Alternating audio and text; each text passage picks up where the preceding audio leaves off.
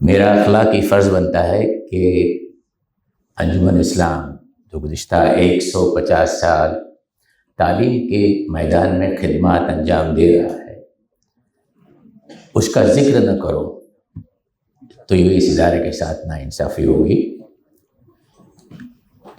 ये इदारा अलीगढ़ यूनिवर्सिटी से 1 साल पहले कायम किया गया। हमने 150 साल मुकम्मल किए और हमें इस बात का बड़ा फ़ख्र है कि अंजुमन stands out today among the institutions in India and beyond India that we have been inclusive from the day one. If you take, for example, this campus, which has engineering, architecture, pharmacy, second largest polytechnic of Maharashtra, you find every Indian here, irrespective of caste, creed, and religion. And that's how this organization has progressed to a level that it has gone beyond India. It has collaborated with some of the finest universities, including Boston's MIT, which collaborated for the first time in India with any organization of its kind. ये इसलिए भी हुआ है कि there is substance in this organization, there is performance. कितना भी तासुब हो, अगर आपका परफॉर्मेंस 100+% होगा तो आपको कोई रोक नहीं सकता। अंजुमन वो इदारा है जिसने अपना नाम कायम रखा, अंजुमन इस्लाम। एक वक्त ऐसा आया था, लोग ने कहा कि अंजुमन इस्लाम को चेंज करके नाम रखिए। हमने कहा नहीं, कोई कॉम्प्रोमाइज़ नहीं होगा। हम दीन के दायरे में रहकर मेयारी दुनियाई तालीम देते हैं। और जैसे हमारे ऑर्गेनाइजर्स ने शुरू में बात कही कि इस्लाम का बेसिक फंडामेंटल इज इंक्लूसिवनेस। वो कैसे? रब्बुल आलमीन, रहमतुल आलमीन। हम में से कितने इदारे, कितने लोग इसको प्रैक्टिस कर रहे हैं?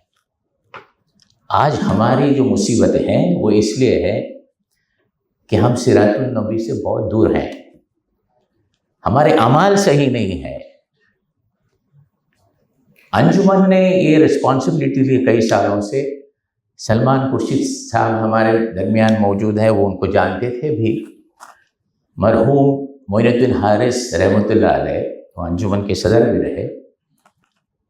उनके नाम से गुज़िश्ता 40 साल से सीरत पे सीरीज़ ऑफ लेक्चर्स होते, जिसमें हमारे अख्तर वासी साहब भी एक बार आए थे उस प्रोग्राम के लिए। और हफ्ता सिरातुन नबी अंजुमन में हर साल होता है। हमारे मौलाना साहब जो आज तशरीफ़ फरमाए, मौलाना बिलाल साहब, वो भी 2 बार आ चुके हैं। See, it is good to be religious, but it is not at all good to be fundamentalist. It applies to everyone. अंजुमन की पहली यूनिवर्सिटी was मस्जिद नबवी। वहाँ पे दारुल शिफा, दारुल कज़ा क्या नहीं था। हुजूर ने फरमाया कि those who take the path of knowledge, Allah will make their path easy for heaven. और उन्होंने ये फरमाया, early childhood education, yes, but education is a continuous process, and he said from the cradle to the grave. और हमारे मज़हब में पहली आयत है इक़रा बिस्मि रब्बिकल लज़ी। तो ये बात जो सेंसस के हिसाब से कही जाती है, सलमान खुर्शीद साहब, those figures are different today. बड़े खामोशी के साथ इस मिल्लत के नौजवानों ने बहुत तरक्की की है, और जितने खामोशी से होती वो बेहतर है। मैंने जिक्र किया मस्जिद नबवी में आजकल की बात स्किल डेवलपमेंट पे हो रही है। हुजूर पाक सल्लल्लाहु अलैहि वसल्लम कैमल की रेस हुआ करती थी, हॉर्सेस की रेस हुआ करती थी, आर्चरी की कंपटीशन होती थी, रेसलिंग की कंपटीशन होती थी।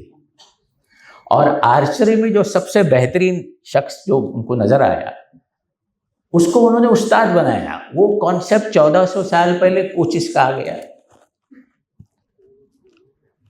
और हमारी इंस्टीट्यूट है, 104 साल पुरानी बोर्डिंग स्कूल है, first boarding school in India, pre independent India and today, जहाँ पे कैंपस में एक मसाजिद है, दीन की तालीम दी जाती है, और दूसरे मजहब के लोगों को भी मॉर्निंग प्रेयर जो होते हैं उनकी मजहब का उनका प्रेयर करते हैं।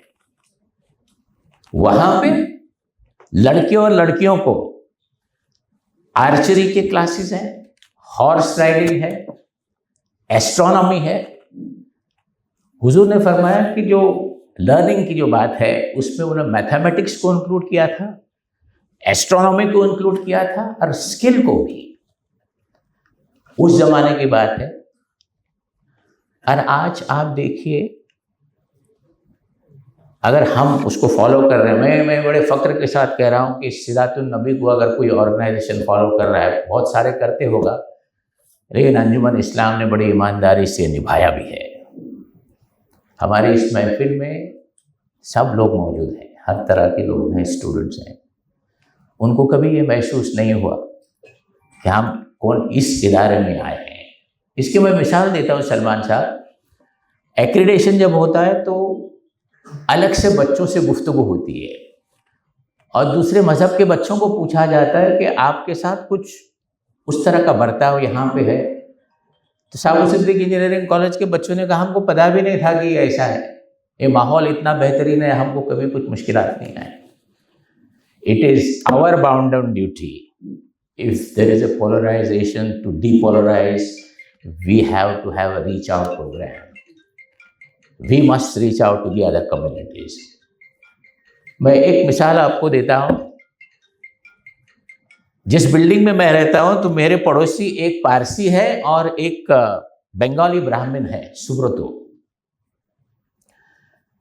आई am a very workaholic, starts my day 8 o'clock practicing doctor and reach home at 12 at night. और 12 बजे के बाद मेरी वॉक होती है। तो वो शख्स एक दिन मिला, मुझसे कहने लगा, डॉक्टर साहब आप थके हुए लगते नहीं, मुस्कुराहट है आपके चेहरे पे, क्या बात है? तो मैंने कहा एक वाकया मैं बताता चलूँ। हम सिरातुन नबी पे चलते हैं। आप नबी सल्लल्लाहु अलैहि वसल्लम जब घर में आते थे तो खदीजा रज़ियल्लाहु ताला अन्हा को मुस्कुरा के सलाम अलैकुम करते थे। एक दिन ऐसा हुआ कि हुजूर पाक सल्लल्लाहु अलैहि वसल्लम बहुत परेशान थे, उनके ध्यान में नहीं रहा, वो सीधा अंदर आ गए। तो खदीजा रज़ियल्लाहु ताला ने पूछा, या अल्लाह के नबी आज क्या बात है? आप न मुस्कुराए ना आपने सलाम अलैकुम किया। हुजूर बाहर गए, सलाम किया और मुस्कुराए। I said, what is the message? Don't carry your worries to your home. Be a different person when you go. Similarly, I tell my teachers, don't carry your worries to your classrooms. उसने और एक बात पूछी कि मुसलमान जो लोग हैं बड़े मेहमान नवाज होते हैं, हमारे ईदैन के दिन में हम सबको बुलाते हैं यार, बोले ये भी आपकी बड़ी खूबी है। तो मैंने कहा हमारे इस्लाम में ये कहा गया है कि जब मेहमान आता है नियामतें लेके आता है, और जब आपके घर से जाता है आपको दुआएं भी देता है, आपके भलाएं भी लेके जाता है। और आपके मजहब में तो बहुत अच्छी चीज़ें हैं, आप यहाँ ज़कात देते हैं, गरीब बच्चों को पढ़ाते हैं। और वो बंदा हमारे बोर्ड ऑफ गवर्नर्स में, he is the highly qualified person who is a man of finance representing one of the finest firms in the world. उसने जब देखा कि अंजुमन इस्लाम में it's a private institution, non commercial, और स्कॉलरशिप सबको दी जाती है, इन्हें देखा जाता है कि मुसलमान है गैर मुसलमान है, तो ये हमारे एम्बेसडर बनते हैं। हमने अपने आप को इस तरह प्रेजेंट करना चाहिए मैं आपका ज़्यादा वक्त नहीं लूँगा क्योंकि बहुत सारे पैनल डिस्कशन होने को जा रहे हैं, लेकिन एक बात ज़रूर कहूँगा, women empowerment.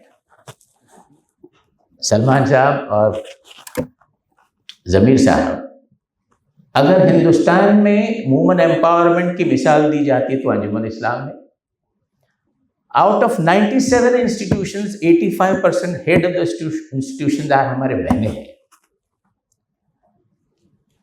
In this campus, which is exclusively technical campus, where girls come in 5-10%, today they are 27% of the total in this campus alone. और हमने ये देखा है, एक सिर्फ मिसाल आपके सामने रखूंगा which will motivate people कि how our girls, if given an opportunity, they probably do better than the boys. नई एजुकेशन पॉलिसी आई,